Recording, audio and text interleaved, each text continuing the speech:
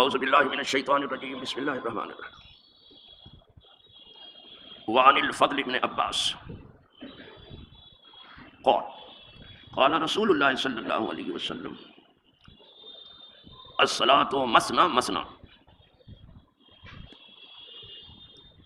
تشہد فی کل رکعتین وتخشع وتضرع وتمسکن ثم تقنع يديك يقول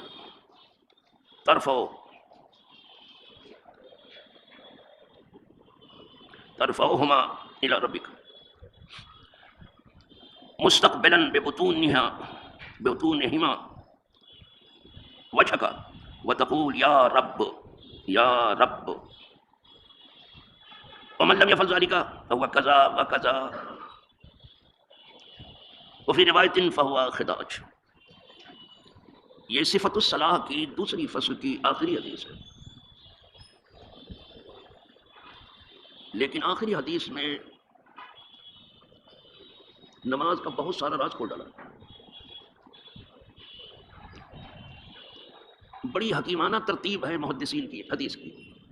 کوئی یہ نہ کہے یہ تو میں نے سنا ہے، پہلے سے سنا اور یہ ہم جانتے ہیں، کچھ نہیں جانتے. آپ کچھ نہیں جانتے، کچھ بھی نہیں جانتے. بڑی حکیمانہ ترتیب ہے.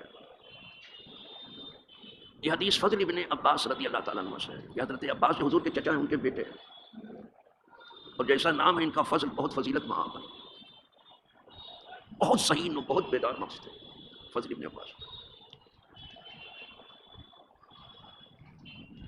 وہ روایت کر رہے ہیں، کہتے ہیں فرمایا رسول اللہ صلی اللہ علیہ وسلم الصلاۃ مثنى مثنى، نماز دو دو رکعت کر کے ہے. پہلے جب نماز فرض ہوئی تھی تو صرف دو ہی رکعت تھی، سب کل. فجر میں دو، ظہر میں دو، مغرب میں دو، عشاء میں دو. پہلے سب دو ہی دو تھی بابا فرض پہلے. شاید یہ بھی آپ کے لیے نئی بات ہوگی. بعد میں کہیں ایک رکعت کا اضافہ کیا گیا جیسے مغرب، اور کہیں دو رکعت کا اضافہ کیا گیا جیسے ظہر ہے، عصر ہے، عشاء ہے. تب چار ہوئی. 5 رکعت والی کوئی نماز نہیں، اور 1 رکعت والی بھی کوئی نماز نہیں، کم سے کم دو. تو وہی حضور فرما رہے تھے کہ نماز دو دو رکعت کرتے ہیں.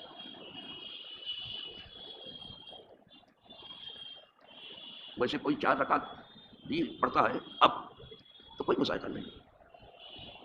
اب یہ فقہا کی بحث ہے کہ کب دو دو رکعت پڑھنا چاہیے، کب 4 رکعت. لیکن امام شافعی رحمۃ اللہ علیہ کے یہاں دو ہی بہتر ہے، دو دو کر کے پڑھنا نفل وہ زیادہ اچھا ہے. لیکن اگر آپ 4 پڑھیں تو بعض کے نزدیک وہ بھی بہتر ہے.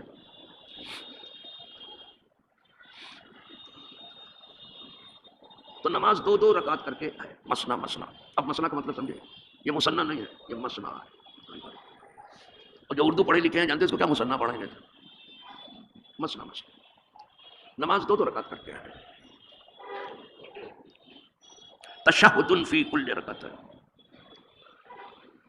جب کبھی 2 رکعت نماز ہو جائے گی تو وہاں جو ہے التحیات پڑھنا ہے. التحیات التحیات التحیات وہاں التحیات پڑھنا جب 2 رکعت ہو جائے. 3 والی میں التحیات پڑھ کے کھڑے ہو جاتے ہیں 1 رکعت کے لیے، اور 4 والی میں 2 کے لیے کھڑے ہو جاتے ہیں. تو جب 2 رکعت ہو جائے گی تو اس میں التحیات پڑھنا ہی ہے. اتنی دیر بیٹھنا ہے وہ پڑھ التحیات للہ والصلوات والطیبات، یہ آخر تک آپ کو پڑھنا. تو یہ اتنا تو سب کرتے ہیں. جب 2 رکعت ہوتی ہے تو کوئی بھی بیٹھتا ہی ہے. اب وہاں یہاں سے آگے جو حضور بتا رہے ہیں اب اس پر ذرا توجہ دینے کی ضرورت. تب نماز میں زندگی پیدا ہو. نماز تو زندہ کرنے والی ہے، لیکن نماز ہو تو صحیح.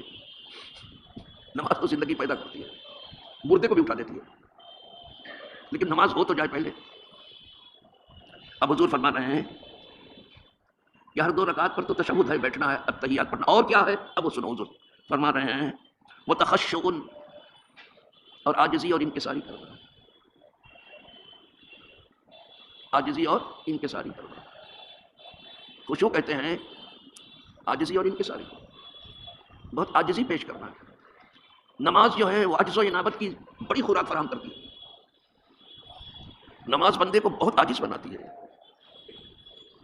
بس اس میں کوٹ کوٹ کے اندر عاجزی بھری ہوتی، باہر نہیں دکھاوے کی نہیں ہوتی ہے.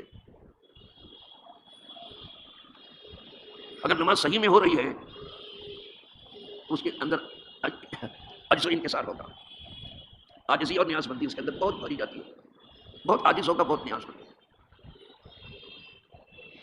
تو ایک چیز بتا دی، خشوع یعنی عاجزی. اعضاء اور جوارح جب تھوڑا گر گرانے لگے تو یہ خشوع ہوا، اور دل بھی گر گرانے لگے تو خضوع ہوا، وہ پھر بہت اچھی چیز ہے. تو اس کو خشوع اور خضوع کہتے ہیں. تو ایک چیز بتا دی حضور نے، دوسری وہ تضرع اور تضرع کرنا ہے، تھوڑا رونا دھونا ہے. اگر آنکھیں آنسو نہ بھی بہائیں تو دل رونے پہ اتر آیا ہو. کوئی ضروری نہیں ہے کہ آپ آنسو بھی بہانے لگیں، لیکن دل میں جو ہے دل چاہتا ہو کہ روئیں خدا کے سامنے. یہ ہے اتنا کہاں موقع کہ یہاں روئیں، وہاں دکان کا کام دیکھنا ہے. سب آدھی بڑی ادھر کیا ادھر کیا. جو آفت مچی ہے آج کبھی سوچا بھی نہیں جا سکتا تھا. 24 گھنٹہ دنیا میں رہ کے دنیا سے پیٹ تو نہیں بھرا، اور چند منٹ کے لیے جب مسجد میں آتے ہیں تو اتنے گھبرا جاتے ہیں کہ اپنا سب کچھ چھوڑ کے یہاں بھاگ جاتے ہیں. کوئی موبائل اپنا چھوڑ گیا، کوئی اپنی گاڑی چھوڑ گیا، کوئی اپنا کیش چھوڑ گیا، کوئی اپنا آدھار کارڈ چھوڑ کے چلا گیا. یہ اتنی جلد بازی سر انا للہ. تو دل رونے پر ہو. آنکھیں تو کبھی جو ہے کروکوڈائل ٹیئرز بھی بہاتی ہیں، گھڑیالی آنسو، اور پیاز لگا کے بھی روتے ہیں لوگ. لیکن دل جب روتا ہے تو وہاں کون سا پیاز لگاؤ گے؟ دل رونے پر ہے. دل رونے پر ہے کہ مولا میرے جیسے گنہگار کو تو نے اپنی جناب میں حاضری کا موقع دیا.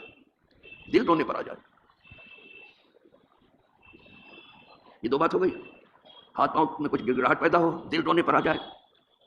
پھر وہ تمسکنن، اور اپنی بے چارگی کا احساس کہ مولا ہم بے چارہ ہیں، ہم مسکین ہیں، تو غنی ہے. تمام انسان فقیر ہیں، سب کی بات کرتا ہوں. جو شاہ بھی ہیں وہ بھی فقیر ہیں، شہنشاہ بھی فقیر ہیں. تو آپ کہیں گے کیسے؟ اگر فقیر نہ ہوتے تو ایک ملک لے کے دوسرا ملک کیوں لیتے؟ ان کو ضرورت ہے. دوسرا لے کے تیسرا کیوں لیتے؟ فقیر ہے وہ، صرف غنی قدرت ہے. وہ بہت بڑے بڑے فقیر ہیں. امریکہ سب سے بڑا فقیر ہے، سمجھے؟ جس کو بڑا بھاؤ دنیا دیتی رہی، اب گر رہا ہے بھاؤ، وہ قدرت گرا رہی ہے. ہم نے کسی سورج کو چڑھتے دیکھا ہی نہیں کہ ڈھل نہ گیا ہو، اور ہم نے کسی عروج کو دیکھا نہیں کہ جہاں سوال نہ ہو. جب چیز اپنے کمال کو پہنچ جاتی ہے تو مائل بزوال ہو جاتی ہے. ہر کمال راز سوال، ہر کمال کے لیے سوال ہے. خود یہی عمر ہے، پہلے بچے تھے، پھر نوجوان ہوئے، پھر جوان ہوئے، اب جوان ہو کے پھر کیا ہوں گے؟ بڈھے، ڈل جائیں. پھر لاکھ آپ کوشش کیجئے کہ جوان ہو یا نوجوان، کبھی نہیں ہوں گے آپ. یا دنیا بھر کے حکیموں کو آپ جمع کر لیں، آپ جوان نہیں ہوں. سب کو بلا لیجئے، دنیا بھر کے ڈاکٹروں کو بلا لیجئے، اطباء کو بلا لیجئے، کچھ کوئی آپ کو جوان نہیں کر سکتا. ڈل گیا معاملہ. تو اس کو نگاہ میں رکھنا چاہیے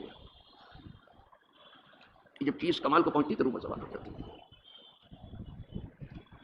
تو یہ 2 رکعت پڑھ کر کے آدمی، حضور فرماتے ہیں اس کے اندر اس کے اعضاء و جوارح میں گڑگڑاہٹ ہو، اس کا دل رونے پر ہو، اور وہ اپنے اندر مسکنت محسوس کرے، یعنی غربت کہ مولا میں کچھ. اقبال کا ایک شعر ہے، پڑھ دوں آپ کو، مولا کے لیے یہ ہے تو پڑھ دو. وہ کہتا ہے تو غنی از ہر دو عالم من فقیر. اے مولا تو دونوں جہاں سے بے پرواہ ہے، تجھے کسی چیز کی ضرورت نہیں. وہ جیسے ایک ملک کے بعد دوسرے ملک کی فکر ہو، فقیر نمبر 1 ہے. تو غنی از ہر دو عالم من فقیر، وہ دونوں جہاں سے بے پرواہ، تجھے کسی چیز کی ضرورت نہیں.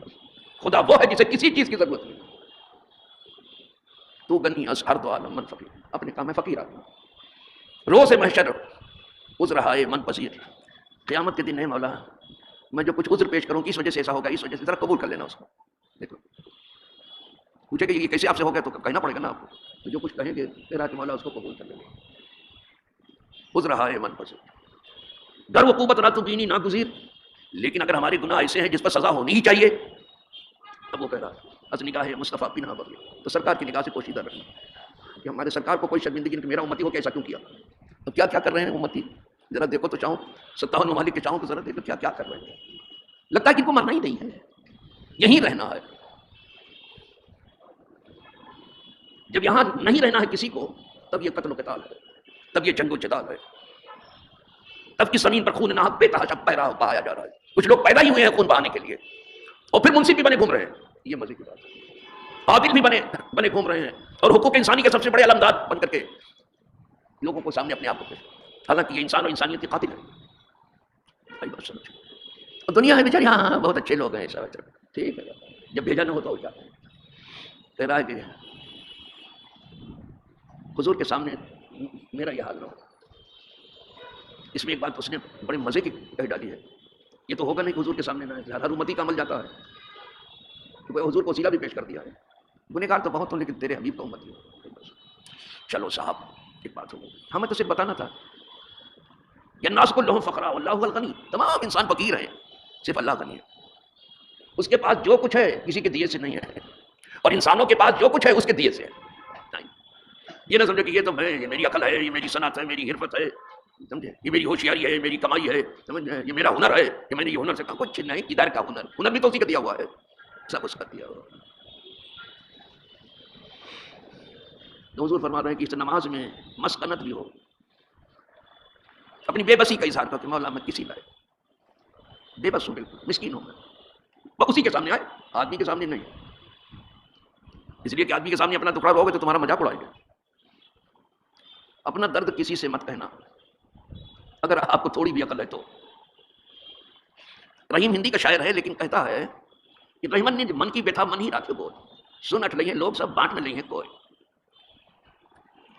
اے رحیم اپنے آپ کو مخاطب کر کے کہہ رہا ہے, اے رحیم اپنے دل کا درد جو ہے اپنے دل ہی میں رکھنا, کسی سے مت کہنا, کسی سے مت کہنا. کہنا تو اس سے کہو جو درد کی دوا دیتا ہے, درد کی دوا پیدا کیا ہو, اس سے کہو. یا پھر وہ کوئی اللہ والا ہے, اس کا خدا پرست ہے, اللہ والے ہیں, ان سے کبھی شریف لوگوں سے کوئی کچھ تذکرہ کرو. ہر آدمی سے اپنا درد مت بیان کرو, ورنہ تو مذاق اڑائیں کہ میاں کو پھنسے ہوئے ہیں ابھی اچھے طوفان میں آئے. کسی سے مت بیان, بڑی اچھی بات کر رہے ہیں. اس سے کہو یہ بغیر اس کے حکم کے درد آ ہی نہیں سکتا, اور جس نے ہر درد کی دوا یہاں اتاری بھی ہے اس سے کہو. اس کے جو بندگان خاص ہے, قدسی بندگان قدسی ہیں, ان سے کہو, وہ تمہارا علاج کریں گے. تو یہ 2 رکعت پڑھنے کے بعد چل رہا ہے. 3 چیزیں بتائی ہے, اعضاء و جوارح میں گر گراہٹ, دل کا رونے پر اتر آنا, اور اپنی مجبوری اور بے بسی کا اظہار. یہ تم 2 رکعت نماز میں بھی کرو. یا تو سبھی پڑھتے ہیں. یہ ہے لگے کہ یہ بندہ ڈر رہا ہے خدا سے, جب نماز پڑھو تو لگے. اس کے بعد حضور فرماتے ہیں ثم تقنع یدیک, اس کے بعد تو اپنے دونوں ہاتھ اٹھا. اس میں وہابیت کا بہت زبردست رد ہے. وہ ہاتھ اٹھا کے دعا نہیں مانگتے, عرب میں دیکھ لینا, نماز پڑھاتے دعا نہیں. وہ بولے جو دعا کرنی تھی نماز کے اندر کر دیا, باہر کوئی دعا نہیں. میں کیا بات کرتے ہو یار, ان کے یہاں باہر دعا, بندہ سراپا دعا ہے, سراپا عاجزی ہے. کہتے ہو کہ دعا ہی نہیں ہے, سراپا عاجز ہے. وہ جو کہتے ہیں ہاں ہے باہر بھی دعا ہے, تو ہاتھ اٹھانا نہیں. تو یہ بتایا کہ حضور فرما رہے ہیں کہ اس کے بعد پھر ہاتھ اٹھائے, اپنے دونوں ہاتھ اٹھائے. یہ حدیث ہے, اور حدیثی کی بات کرتے ہیں حدیث کی بات. اس کے بعد حضور کہہ رہے ہیں اپنے دونوں ہاتھ اٹھائے. حضور کہتے تھے ترفعہما الی ربک, اپنے دونوں ہاتھ اٹھا دو. کہا کہاں اٹھا دیں؟ کہا اپنے رب کی طرف اٹھا دو. دیکھا یہ نہیں کہ کوئی مالدار آیا اس کی طرف اٹھا دو, کوئی خیرات کرنے والا اس کی طرف اٹھا دو. اپنے رب کی طرف اٹھاؤ, دونوں ہاتھ اٹھا دو. الی ربک, اپنے دونوں ہاتھ اٹھا دو. ترفعہما الی ربک, ان دونوں ہاتھ کو اپنے رب کی طرف اٹھا دو. کہا کیسے اٹھائیں؟ تو بھی حضور بتا رہے ہیں مستقبلا ببطونہما وجھکا, اپنے ہاتھ کے باطنی حصے کو اپنے چہرے کی طرف متوجہ کرو. یہ ہاتھ کا ظاہری حصہ ہے, یہ اوپر والا, اور یہ اندر والا یہ ہے. تو یہ حصہ جو ہے جیسے نماز میں کے بعد سنی کرتے ہیں, دعا تو کرتے ہیں ماشاء اللہ, اس طرح بتا رہے ہیں یہ تمہارا اندرونی حصہ ہاتھ کا تمہارے چہرے کی طرف ہو, ہاتھ خدا کی طرف ہو. مستقبلا ببطونہما وجھکا, صحیح بات سمجھ. اور یہ کہتے ہیں ہاتھ اٹھانے کا کام ثبوت ہے, دیکھو ادھر ہے ثبوت ہے. اور ان کی کچھ نہیں چلتی, کہتے حدیث ضعیف ہے. ارے حدیث کہیں ضعیف ہوتی ہے یار, حدیث بھی کہیں ضعیف ہوتی ہے. اس کا راوی اگر کمزور ہوا تو ہوا, اس کی وجہ سے آپ ضعیف کہتے ہو, آپ خود ضعیف ہو. کہیں تو آپ کو سانس بھی لینے کی مہلت نہیں ہے, اور کہیں آپ لمبے چوڑے فتوے نہ چپکے. اب آج کل کوئی مفتی صاحب کوئی فتوا نہیں دے رہے ہیں, اتنے بھرے پڑے ہیں مفتی سعودی عرب میں, کوئی سانس نہیں دے رہا. صرف غریبوں کے لیے فتوا رہ گیا ہے. انا للہ و انا, امیروں کے لیے نہیں, شاہوں کے لیے نہیں, شہنشاہوں کے لیے نہیں, بادشاہوں کے لیے نہیں, مغرب کے غلاموں کے لیے نہیں. کیا غلامی کر رہے ہو آپ؟ غلاموں کے غلام ہو, باتیں کرتے ہو. جب سے آپ آئے ہو اسلام نے کوئی دن بھلا دیکھا نہیں, اور جب تک آپ ہو دیکھ بھی نہیں سکتا کوئی. وہ زمین انشاءاللہ خالی ہو جائے گی ایک دن سے. چلو جب آپ نے اپنے دونوں ہاتھ اٹھا دیے اور ہاتھ کا باطنی حصہ اپنے چہرے کی طرف کر لیا، اب کیا کریں؟ اب حضور کہہ رہے ہیں وَتَقُولُ یا رب، اب یا رب کہہ کے دعا کرو. جتنی دعائیں ہیں یا رب کہہ کر کے ہی ہیں، یا اللہ، یا رحمان، یا رب، یا ربنا. حدیث وقت میں ہے کہ جب عشاء کی نماز ہو جاتی تھی، سب مقتدی پڑھ کے چلے جاتے تھے، تو مولا علی آتے تھے، بیٹھتے تھے مصلی پر، اور یا ربنا کہہ کے جب دعا کرتے کوئی بھی سنتا رو دیتا. اور اس محراب کے اندر ایسے تڑپتے تھے جیسے کسی زہریلے سانپ نے آپ کو کاٹ لیا، اتنا تڑپتے تھے، اتنا خشوع و خضوع تھا. ابھی ہمارے پڑھنے کے لیے، آپ کو بیان کرنے کے لیے رہ گیا ہے.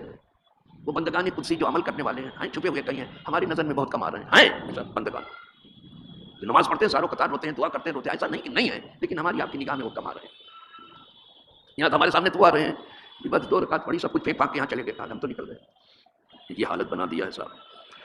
تو حضور فرماتے کہو یا رب، یا رب، یعنی یا رب بنا، یا رب کہہ کے دعا کرو. پھر آگے حضور فرما رہے ہیں وَمَن لَّمْ يَفْعَلْ ذَلِكَ، لیکن جو ایسا نہ کرے. اب سن لو بھیا، جو بتایا میں نے، اگر ایسا کوئی نہ کرے تو وہ بھی سن لیجیے.